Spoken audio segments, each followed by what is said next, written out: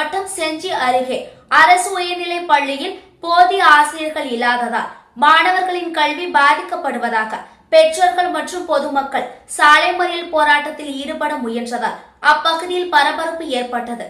விழுப்புரம் மாவட்டம் செஞ்சி அடுத்த பொன்னுங்குப்பம் ஊராட்சிக்கு உட்பட்ட துத்திப்பட்டு கிராமத்தில் 6ஆம் வகுப்பு முதல் 10ஆம் வகுப்பு வரை செயல்பட்டு வரும் அரசு உயர்நிலைப் பள்ளியில் 105 மாணவர்கள் மற்றும் 111 மாணவிகள் என மொத்தம் 216 மாணவ மாணவிகள் கல்வி பயின்று வருகின்றனர்.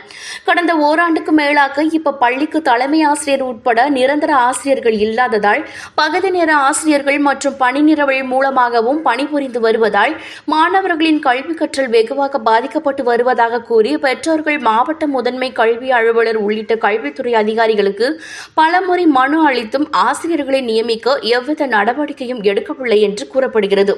இதனால் மாணவர்களின் கல்வி தரம் வெகுவாக பாதிக்கப்பட்டுள்ளதாக நேற்று பெற்றோர்கள் மற்றும் அக்கிராம பொதுமக்கள் சாலை மறியலில் ஈடுபட முயன்ற நிலையில் அங்கு விரைந்து வந்த அனந்தபுரம் போலீசார் அவர்களிடம் பேச்சுவார்த்தை நடத்தியதை அடுத்து கலைந்து சென்றனர்.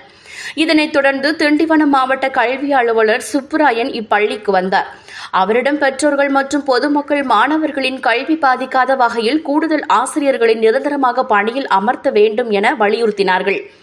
ஆனால் மாவட்ட கல்வி அலுவலர் எங்களால் ஆசிரியரை நியமிக்க முடியாது, எனவே கல்வித்துறை அமைச்சர் மற்றும் மேல் அதிகாரிகளிடம் சென்று கேளுங்கள் என கூறியதாக அக்கிராம மக்கள் தெரிவிக்கின்றனர். என் பேர் சத்யா. விழுப்புரம் மாவட்டம் செஞ்சி வட்டம் துத்திப்பட்டு கிராமம் அரசு உயர்நிலைப் பள்ளியில கவர்மெண்ட் ஆசிரியர் தேவைப்படுது. அதனால 215 பசங்க படிக்கிறாங்க. ஆசிரியர் இல்லாதனால பசங்க ஒழுங்கா படிக்க மாட்டேங்கிறாங்க. அதனால ஆசிரியர் தேவை. நாங்க எதை நம்பி அனுப்புறோம்? கவர்மெண்ட் ஸ்கூல்ல ஒழுங்கா சொல்லி கொடுக்குறாங்க. அதனாலதான் கவர்மெண்ட் ஸ்கூலுக்கு அனுப்புறோம். எங்களுக்கு காசு இருக்கப்பட்ட மாதிரியா இருந்தா நாங்க தனியார் பள்ளிக்கு அனுப்புவோம். எங்களால முடியல.